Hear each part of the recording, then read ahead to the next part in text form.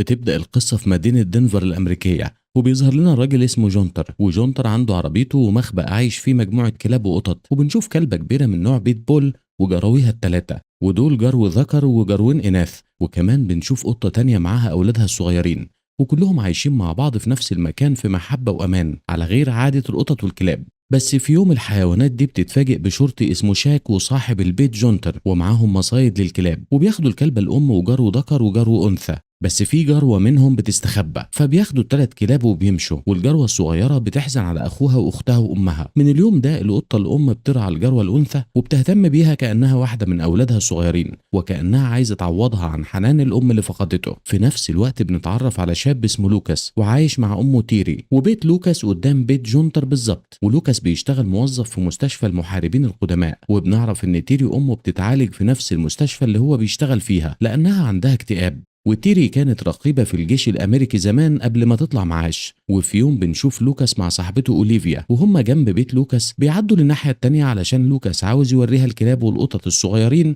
اللي عايشين في المخبأ اللي ورا بيت جونتر جارهم، وبيتبسطوا جدا لما بيشوفوا الحيوانات دي. والجروة أول ما بتشوف لوكاس بتجري عليه، ولوكاس بيحبها وبيقرر ياخدها ويربها في البيت عنده، خصوصا انه متوقع ان امه هتحبها وممكن الكلبه دي تخرجها من الاكتئاب اللي عندها. بعد كده اوليفيا بتسلم على لوكاس وبتركب عربيتها وبتمشي، ولوكاس بيدخل بيته وبيفاجئ امه بالجروه الصغيره، وبيقول لها انهم هيربوها هنا علشان تكسر الوحده. وتيري في الاول بتكون متردده شويه، بس بتوافق على طول لانها حبت الجروه الصغيره برضه من اول ما شافتها، وبيقرروا يسموها بيلا. لوكاس بيتصل بملجأ رعاية الحيوانات وبيديهم عنوان بيت جونتر، وبيبلغهم ان في مجموعة من القطط موجودة في مخبأ ورا بيت جونتر وانهم محتاجين رعاية. بيلا يوم بعد يوم بتتعود على لوكاس وامه، وبتظهر قوتها في البيت لانها حست انه بقى بيتها. وبمرور شهور بيلا بتكبر، وفي يوم تيري بتاخد بيلا وبيخرجوا يتمشوا سوا، وطبعا بتكون مربوطة بحزام من رقبتها. وبعد ما بيرجعوا البيت بتتفاجئ تيري بجونتر جارهم،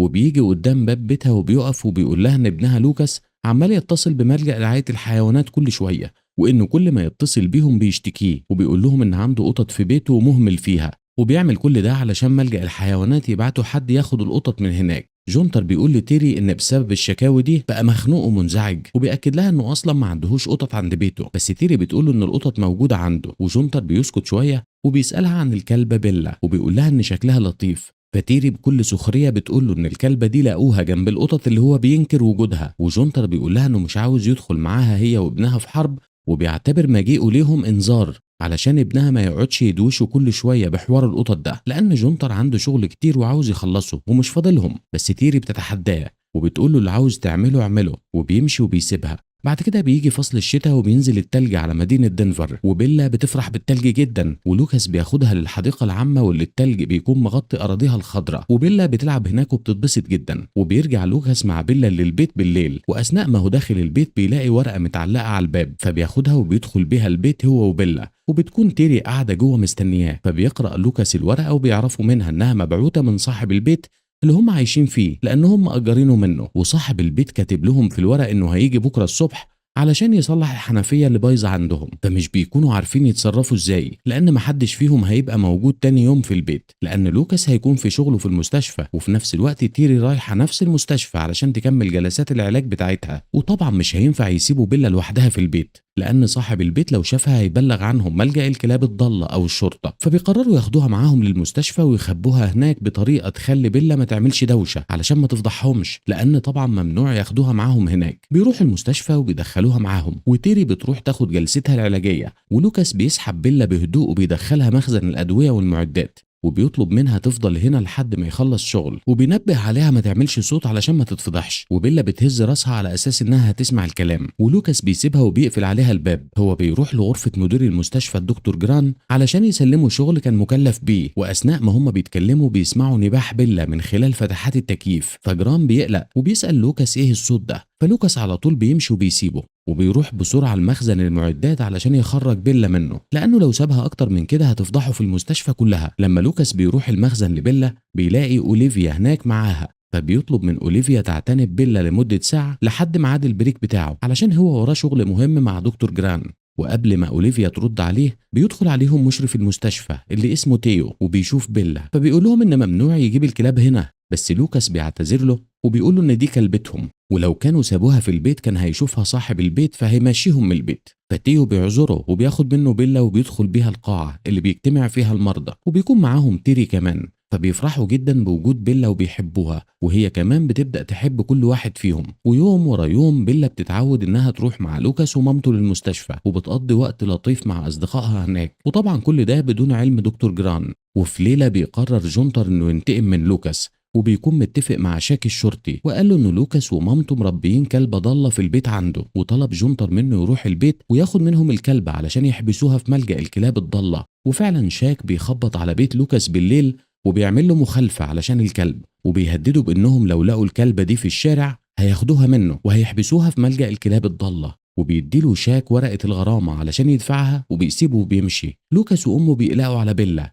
وتاني يوم بدأوا يعلموها ان لما يسيبوها في الشارع في اي حتة تقدر هي ترجع البيت لوحدها عن طريق حاسة الشم، علشان لو خرجت معاهم في الشارع وحاول الشرطي شاك او حد من ملجأ الكلاب ان هو ياخدها منهم ساعتها يقدروا يهربوها منه اول ما يقولوا لها ترجع البيت، وبكده هتهرب وتجري على البيت بسرعة وتستخبى هناك. وبيلا بتنجح فعلا انها تعرف ترجع البيت في كل مرة يسيبوها في الشارع لوحدها. وفي يوم بيلا قاعدة في أوضة لوكاس وبتلمح من الشباك سنجاب وبتقرر تطارده، فبتنط من الشباك علشان تجري ورا السنجاب، وبتفضل تجري وراه لحد ما لوكاس بيلاقيها وبيزعق لها لأنها ممكن تتوه منهم. قبل ما يرجعوا البيت بيتفاجئ لوكاس بالشرطي شاك مع شرطيتين تانيين، وبيكون شاك معاه كماشة طويلة علشان يمسك بيها بيلا، فبيرفض لوكاس يسلمها له وبيطلب من بيلا تجري على البيت زي ما علمها، لكن هي ما بترضاش تجري وبتسيبه. ولما بيلا بترفض تهرب وتسيبه مش بيقدر لوكاس يعترض قدام قرار الشرطة، لكنه بيطلب من شاك انه يسمح له يشيل بيلا ويدخلها العربيه بنفسه من غير ما شاك يمسكها من رقبتها بالطريقه المهينه دي. شاك بيوافق ولوكاس بيكون صعبان عليه بيلا، لكنه بيدخلها في قفص العربيه، وشاك بياخدها على ملجأ الكلاب الضاله وبيحبسوها هناك زيها زي باقي كلاب الشوارع. وبتفضل بيلا محجوزه في قفص لوحدها جوه ملجأ الكلاب الضاله، وحالتها النفسيه وحشه لانها بعدت عن لوكاس صاحبها وكمان بقت مسجونه في قفص. بيلا مفتقده جدا اللعب والاوقات الحلوه اللي عاشتها مع لوكاس. وفي يوم لوكاس وإوليفيا بيروحوا لملجأ الكلاب الضاله، فالموظفه هناك بتجيب لهم بيلا من القفص، وبيلا بتفرح جدا لما بتشوفهم وهم كمان بيفرحوا بيها وبيدفعوا غرامه ماليه عن بيلا. والموظفه بتنبههم وبتقول لهم ان مدينه دنفر فيها قانون بيمنع تربية كلاب البيت بول لأنها كلاب خطيرة وشرسة، وعلشان كده المرة دي بس هيسيبوها لها، لكنها لو اتشافت تاني في الشارع هيضربوها بالنار من غير ما يستأذنوا لأن ساعتها هيعتبروها كلبة ضالة. لوكاس وأوليفيا بتضايقوا وبيقولوا للموظفة ان اللي بتقوله ده ضد قوانين حماية الحيوانات ومش ذنب بيلا انها كلبة بيت بول، وبالعكس بيقولوا لها ان بيلا كلبة طيبة جدا ومطيعة وحتى الناس اللي عارفينها كلهم بيحبوها وهي بتحبهم. لكن الموظفة بتقول لهم ان القانون هو القانون ومش هينفع انهم يستثنوها منه. لوكاس بيسألها لو راحوا ولاية تانية ما فيهاش القانون ده يبقى عادي ولا لا، فبتقول الموظفة ممكن طبعا ويقدروا يربوا الكلبة دي في ولاية تانية براحتهم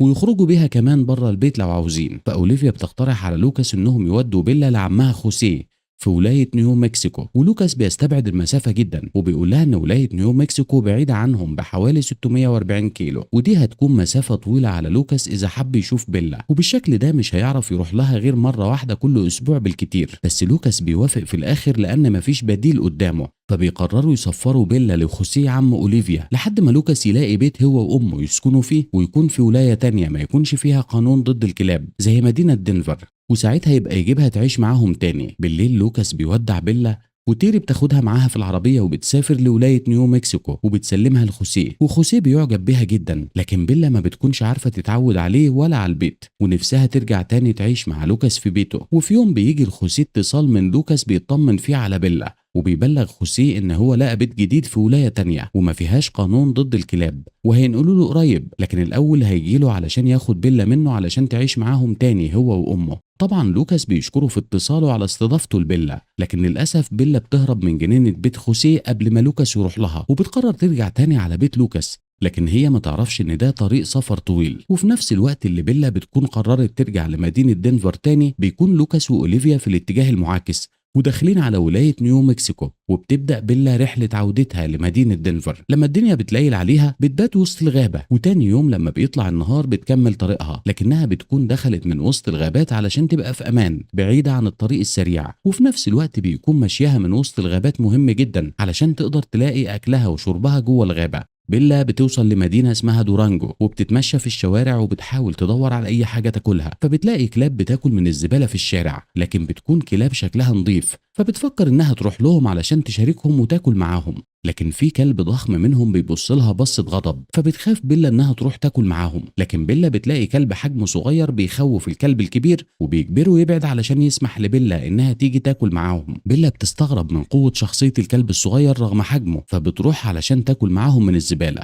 وبعدها بتتصاحب على الكلاب كلهم وبيعودوها خلال اليوم ده إزاي تاكل وتشرب وهي في الشارع. وفي نفس اليوم بالليل كل الكلاب بتروح لبيوت أصحابها، فبيلا بتكتشف إنهم مش كلاب شوارع خالص، وكل الحكاية إن أصحابهم بيطلقوهم في الشوارع طول اليوم، وهم بيرجعوا من نفسهم لبيوت أصحابهم بالليل. فالكلب الصغير بياخد بيلا عند بيت صاحبه وبيقف ينبح لها عند مدخل البيت وكأنه بيعرض عليها تدخل معاه بدل ما تفضل في الشارع، لكن بيلا بتفكر في لوكاس وتيري وبتحس إنهم عيلتها وبيتهم هو بيتها، فبترفض تدخل مع الكلب الصغير. فالكلب الصغير بيزهق منها وبيدخل بيت صاحبه وبيسيبها، وبعدها بيلا بتكمل طريق سفرها لأنها بتكون مصممة جدا إنها توصل للوكاس وأمه مهما كانت الرحلة دي صعبة. بتوصل عند نهر وبتبدأ تشرب منه، فبتسمع صوت طلقات رصاص في الغابة وبتشم ريحة دم، فبتبدأ تمشي ورا الريحة وبتلاقي فهد كبير ميت على الأرض بعد ما الصيادين قتلوه، فبتقرب منه وبيصعب عليها، لكنها بتلاقي 2 صيادين جايين يجروا ناحيتها، فبتستخبى منهم. لما الصيادين بيشوفوا الفهد اللي اصطادوه بيفرحوا جدا لأنهم هيبيعوا الفروة بتاعته ب1000 دولار، وبتلاقي بيلا فهد صغير،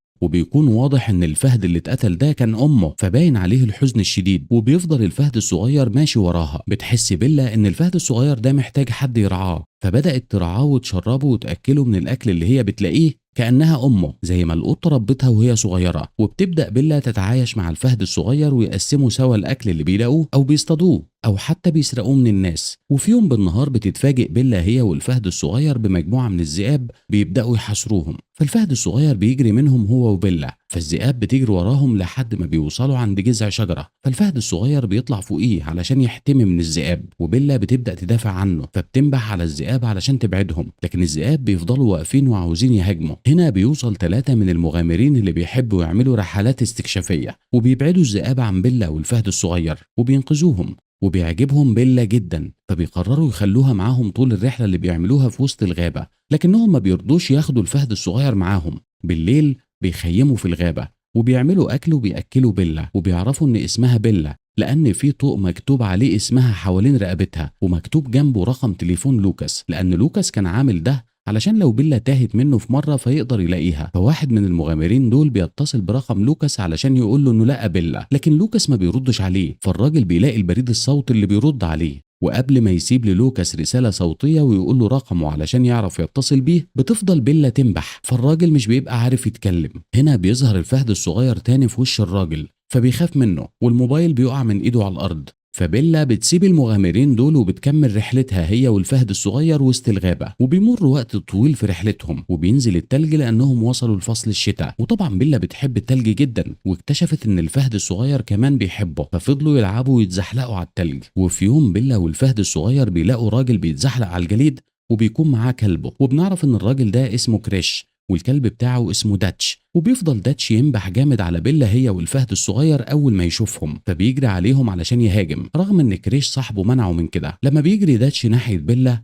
بيعمل انهيار في الجليد اللي تحتيه، وبالتالي التل الجليد اللي ورا كريش بينهار، فسيل الجليد بيسحب معاه كريش لمسافة طويلة لحد ما بيدفنوا وسط الجليد. وبيكون في شابين تانيين متزلجين جليد اسمهم جافن وتيلر، وبيلاقوا بيلا رايحة للكلب داتش علشان تساعده في البحث عن صاحبه، وبتحفر معاه في الجليد. فجافن وتيلر بيفتكروا ان الكلبين تبع كريش مش كلب واحد، لانه حس ان الكلبين اصحاب، وبيقدروا اخيرا يخرجوا كريش من وسط الجليد اللي كان مدفون فيه وبيكون فاقد الوعي، فبيتصلوا بالإسعاف فورا، وبتوصل لهم الإسعاف على طول بالزلاجات بتاعتهم، وبيسعفوا كريش وبينقذوه، وبيضطروا انهم ياخدوه معاهم للمستشفى علشان يكملوا العلاج. فبيضطر جافن وتيلر يتكفلوا بالكلبين بيلا وداتش لحد ما صاحبهم يخرج من المستشفى ويبقى كويس، وبعدها يبقوا يدوله الكلبين لأن مش هينفع يسيبوهم هنا، خصوصا إن بتوع الإسعاف مش هياخدوهم لأن ملهمش دعوة برعاية الكلاب. طبعا بيلا بتزعل علشان بتسيب الفهد الصغير وبيفترقوا، وكأنها موعودة إن كل ما تحب حد وتتعود عليه تفترق عنه. تيلر وجافن بيسيبوا الكوخ اللي كانوا مأجرينه في الغابة علشان رحلتهم خلصت، وبيرجعوا بيهم على بيتهم لأنهم عايشين مع بعض. وفي بيتهم بتبدأ بيلا وداتشي يحبوهم لأنهم بيهتموا بيهم وبيراعوهم وبيأكلوهم كويس جدا وبيلعبوهم، لدرجة إن تايلور وجافن بيطمعوا في الكلاب، فبيقرروا يحتفظوا بيهم لنفسهم ويربوهم هم. لكن للأسف بعد كام شهر من حادثة الجليد اللي عملها تريش، بيجي اتصال لتيلر من أخت تريش وبتطلب من تيلر إنهم يرجعوا لهم كلبهم داتش، لأن أخوها تريش خرج من المستشفى خلاص، وبتديله عنوان البيت. فتيلر بيفتكر انها نسيت تقول له على بيلا هي كمان، فبيقرر هو وجافن ياخدوا الكلبين وبيروحوا يودوهم لتريش لانهم مهما كان امانه، رغم انهم زعلانين علشان هيسيبوهم بعد ما اتعودوا عليهم. فبياخدوا الكلبين وبيروحوا لتريش البيت، واول ما داتش بيشوف تريش على السرير بيجري عليه وبيحضنه وبيفضل يبوسه لانه وحشه جدا. لكن تريش بيزقه من على السرير لان داتش وزنه تقيل، وتريش عنده 11 كسر في جسمه فمش ناقص. لما تريش بيشوف الكلب التاني بيقول لهم ان الكلب ده مش بتاعه وانه ما يعرفوش اصلا، وبيقول لهم كمان ان اخته استعجلت وكلمتهم وما كانش لازم تطلب داتش لان هو اصلا مش عاوزه معاه، لان الظروف الصحيه اللي عنده مش هتسمح له يرعى كلب. فبيقول لهم ياخدوا الكلبين تاني. وعلى قد ما تيلر وجافن بيفرحوا لان الكلبين هيرجعوا يعيشوا معاهم تاني، لكنهم برضو بيحزنوا لانهم بيشوفوا قد ايه تريتش قاسي وندل مع كلبه، واللي لولا ما كانش عاش وكان هيموت تحت الجليد. وبعدها تيلر وجافن بياخدوا الكلبين في العربيه وبيرجعوا على بيتهم، لكن اول ما بيوصلوا عند بيتهم بيفكوهم من الأحزمة بتاعتهم. فبيفضل الكلبين يلعبوا شوية قدام البيت، لكن بيلا بتبعد وبتهرب منهم لأنها حست إن داتش لوحده كفاية عليهم يربوه، وهي مش هينفع تفضل معاهم لأن أصلا ليها صاحب وهي المفروض في طريقها لهناك. فبتكمل بيلا رحلتها للوكاس لوحدها وبتفضل ماشية في الغابة، وبيكون وحشها الفهد الصغير جدا واللي أكيد كبر من وقت ما سابته. وبعدها بيلا بتقابل شخص مشرد وشحات وبنعرف إن اسمه أكزل، وبيقرر أكزل إن هي تبقى صاحبته وتشاركوا الكرتونة اللي بينام فيها في الشارع، لكن في نفس الوقت بيكون رابطها بحبل جنبه طول الوقت لأنه بيخاف إنها تهرب منه، فبتكون دايما متضايقة. وأكزل كمان بيستخدم بيلا كوسيلة للشحاتة والتسول، فالناس بتتعاطف معاه وبتديله فلوس لما بيشوفوا الكلبة اللي معاه. وبرضه أكزل على طول بينام عند النهر، وفي يوم بيكون رابط بيلا بسلسلة حديد من رقبتها والطرف التاني بيربطه في حزامه علشان يضمن إن هي ما تهربش منه، لأنها قبل كده عضت الحبل المربوطة بيه وكانت هتقطعه. لكن في يوم بيكون في ولدين معديين من جنب النهر فبيشوفوا بيلا مربوطة بالسلسلة فبتصعب عليهم، فبيفكوا لها السلسلة اللي حوالين رقبتها وبتتحرر بيلا وبتنطلق في رحلتها علشان تكملها. وبنعرف ان الذئاب متربصين لبيلا وماشيين وراها، والكلام ده من اول مرة شافوها فيها وبيكونوا عاوزين يهاجموها. وفي يوم بيطردوها الذئاب فعلا، وبتفضل بيلا تجري منهم لحد ما بتلاقي قدامها هضبة، فالذئاب بيحاصروها قدام الهضبة وبدأوا يشتبكوا معاها. وطبعا بيلا مش بتكون قادرة عليهم لأنها لوحدها، لكن فجأة بيظهر الفهد اللي كان صغير قبل كده لكن دلوقتي كبر وبقى فهد قوي، وبيكون الفهد واقف فوق الهضبة فبينزل للذئاب علشان يهاجمها ويبعدها عن بيلا. وطبعا الذئاب أول ما بتشوفه بيطلعوا يجروا لأنهم خافوا منه، وبيفرح الفهد لما بيلاقي بيلا وهي كمان بتكون فرحانة انها شافته تاني، فبيكملوا طريقهم هما الاتنين سوا زي ما كانوا مع بعض في الاول. وبعد رحلة سفر طويلة بيوصلوا لحدود مدينة دنفر، يعني خلاص كده بيلا قربت من بيت لوكاس. لكن للأسف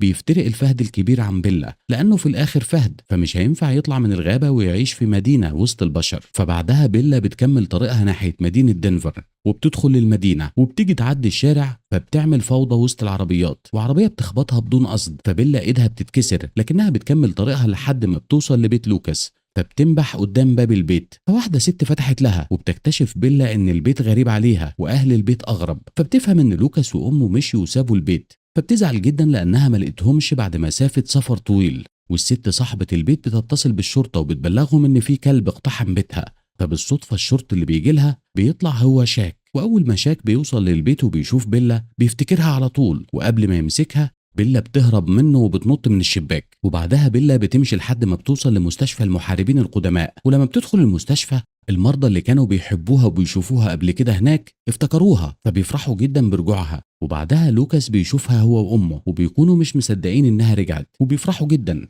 فبيقرروا كلهم ياخدوا بيلا للدكتور البيطري علشان يعالجها. لكن شاك بيعترض طريقهم واتنين شرطيات وبيقول لهم انه لازم ياخد بيلا ويحتجزها دلوقتي لانها في الشارع، فبيرفضوا كلهم يدوها له. فبيوصل المأمور وبيسأل ايه اللي بيحصل، فشاك بيقول له إن بيلا كلبة خطيرة وهو عاوز يمسكها، لكن هم رافضين يسلموها. فالمأمور بيقول لهم فعلا لازم يحتجز الكلبة، لكن كل المرضى بيتحدوه وبيقولوا له إنهم كلهم كانوا في وحدات مختلفة في الجيش الأمريكي، يعني من الآخر لو هيستخدم القوة مش هيقدر عليهم. فالمأمور هنا بيقلق منهم وبيعمل نفسه اقتنع بكلامهم وبيسمح لهم يحتفظوا ببيلا، وكلهم بيفرحوا جدا بقرار المأمور وبيشكروه على تعاونه معاهم. وبيزعق المأمور في شاك لأنه حس إنه متعنت معاهم، وبيهدد إنه لو شافوا مرة تانية بيطارد كلب ساعتها هيحطوا جوه قفص الكلاب. فشاك بيضطر يسكت وما بيردش. وبعد ما بيعالجوا بيلا بيسافر لوكاس وأوليفيا وتيري ومعاهم بيلا لولاية تانية علشان يعيشوا مع بعض هناك كلهم بعيد عن القوانين الظالمة اللي ضد الكلاب.